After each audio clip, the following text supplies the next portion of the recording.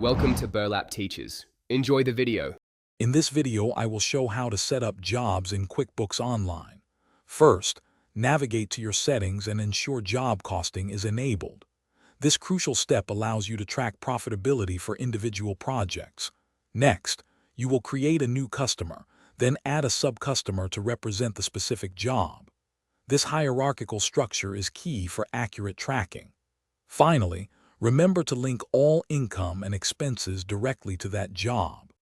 To create a new job, head over to your Customer's menu and select the option to Add Customer. Here, you will enter the specific name for your job. It is vital to mark this entry as a sub-customer.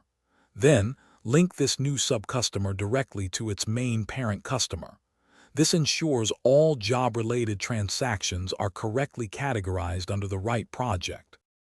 When you are creating invoices for your services, always remember to select the specific job from the drop-down menu.